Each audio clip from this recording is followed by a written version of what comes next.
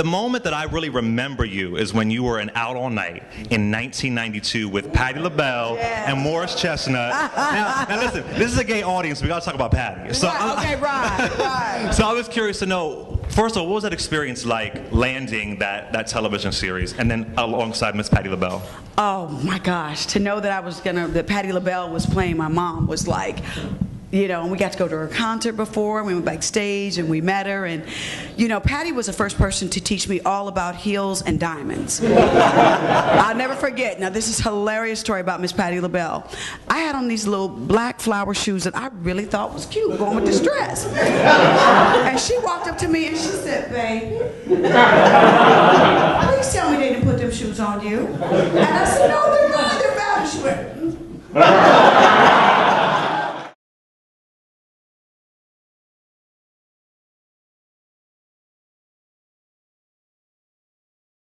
Set it off. Oh.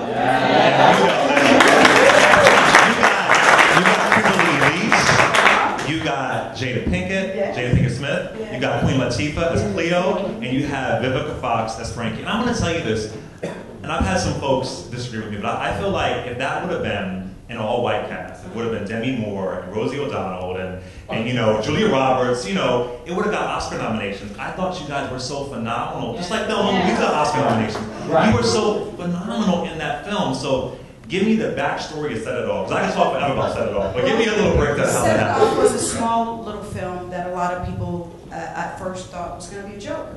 4 girls robbing a bank. Yeah, right. And I'll never forget that when we made the film, we were vampires. The last 6 weeks of shooting, and when I say that, we would go to work at 6 o'clock at night and we wouldn't get off until 6 a.m. in the morning.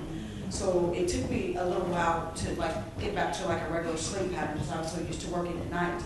And Set It Off was a film that originally was written and it was just awful. Jada's character was a crackhead, just all the images were just really bad and you would have laughed at it. However, we got in there and every day, the director, F. Gary Gray, myself, Jada, Latifah, Kimberly, we were on the floor tearing out pages, creating scenes. And he said, because what will make this believable is that you feel like these girls, their back is against the wall. And this is their way of fighting out. So that you have to feel for them that this was their only way out. So in doing so, he said that I want the characters to love each other, to be good to each other, and to have good relationships, you know, but this is your resort. So we got in there and we shot at night. A lot of times it was freezing, but we braved it for one another. Latifah was doing Living Single and our show and the movie at the same time, and most of the time she would be asleep in the makeup chair, even getting her hair cornrowed. She would be knocked out, and I commended her so much for doing both. But it's become like a cult classic, and I really wish they hadn't killed us so we could have set it off again. Oh my God.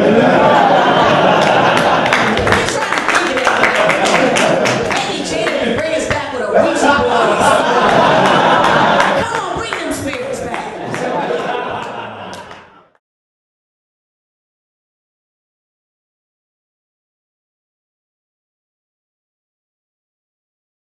I want to go to 2005. You were in a reality show, a competition show with Faye Dunaway. And Faye played, of course we all know, she played Joan Crawford in the biopic Mommy Dearest. So you gotta tell me how Faye was. And did she ever say, I can handle the socks? Did she ever? Well, how was she? How was she? Faye Dunaway is amazing. But she's heavy. Yeah. I've heard that. Yeah, she's old school. Yeah, and she is the you know, when you get stuck in and you don't evolve and know that you gotta treat people nice. You gotta talk to get more sugar than vinegar. And she could just be a little heavy at times, but still, I respect her. She's a wonderful lady, but she could just be a little heavy at times, you know? Like, you know, with the lashes and, you know, it's like, baby, if you don't come get in this chair so we can judge the show and wrap this up. Come on, Faye. Get on in here, Faye. Love you, Faye.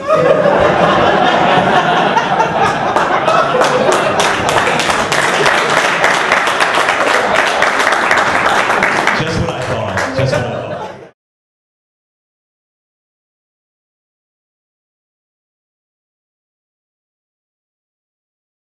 What was that experience like with Quentin? And oh, he damn near killed me. Oh my gosh, we trained for 6 long months. Wow. I mean, when I'm telling you, the first 3 months were so brutal. I'm like, are we training for the Olympics? I've never worked out 8 hours a day in my life, and I never want to again, unless there's a big paycheck involved.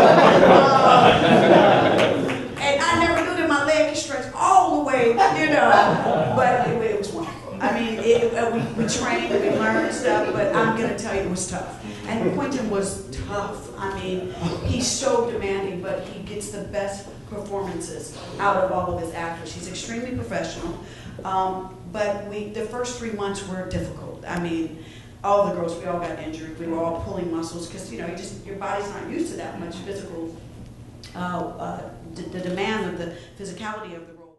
I remember the last day that I was sitting in the tub because I always had to take Epsom salt baths. And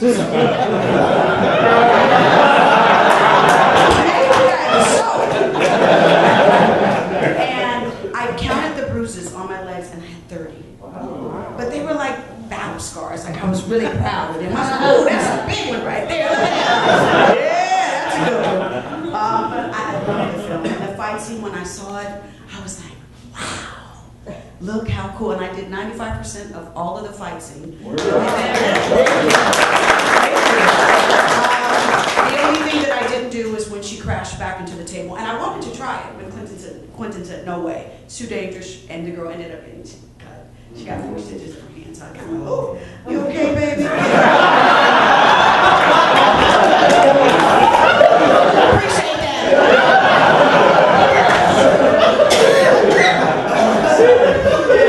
So that was fun, and then Quentin, because I had been in the fabulous film Booty Call, I don't know if you guys have heard the story about my booty light. let's talk about that. Yeah, but see, look, he's like, I know about the booty light. Go ahead. Break it down. Well, because I did Booty Call, and I was kind of famous for my derriere, he was like, at certain kicks, like when I kicked her through the door, and then when you see us come from the one room into the living room, and then the little girl's bus pulls up, there was a special booty light.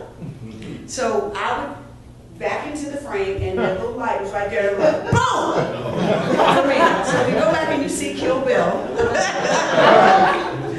notice how well lit my assets are.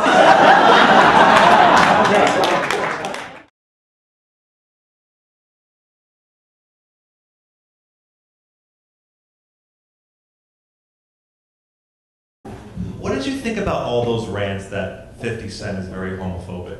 What do you think about that?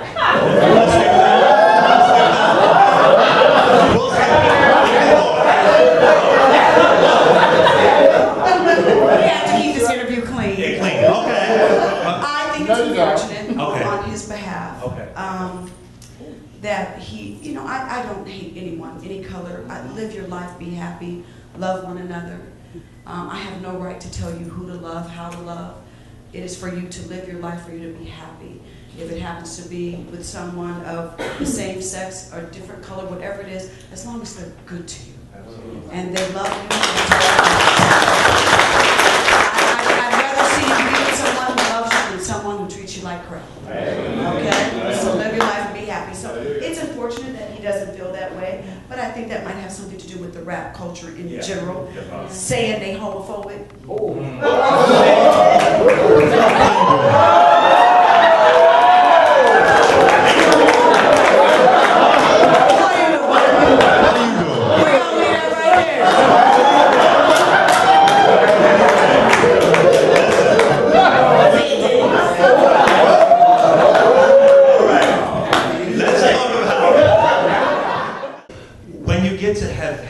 What is the DJ playing?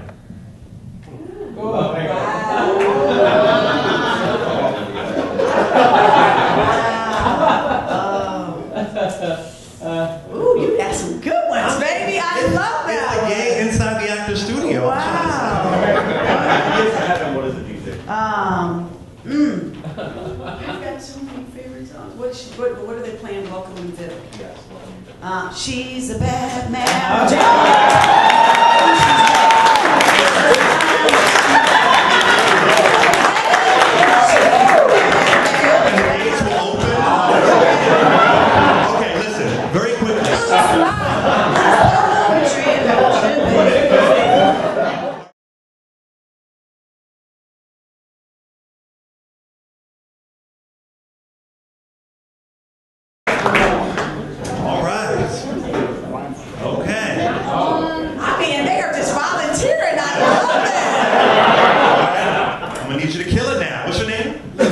Lisa, okay. Hey, Lisa. Hey, baby, how you doing? Good, baby. Collusion? Let me tell you something. I am here at 8:20 sharp every morning, and I work my ass off until quitting time. Yesterday, I counted 240,000 by hand for you. That's how you should know. I mean, come on. This is just not right. I nearly got blown away in your tired ass fucking bank, and you're gonna fire me? I couldn't even wait. Couldn't even bother to ask me if I was thirsty, sister.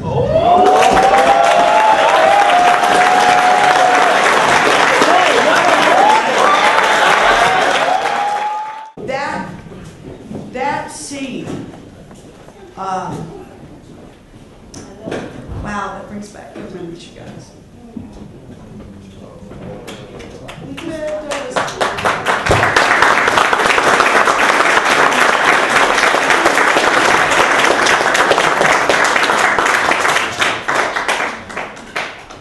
I've been so blessed.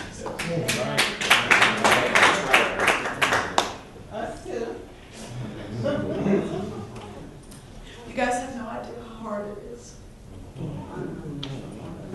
It is such a challenge. But I love what I do. I love what I do. I love the challenge of them telling me what I cannot do.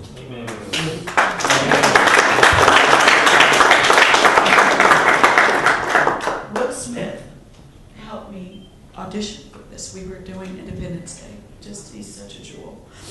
And originally they wanted me to play the role of TT because my role, Frankie, was for Rosie Perez. Wow. And so when I auditioned, I had to audition for TT and for Frankie.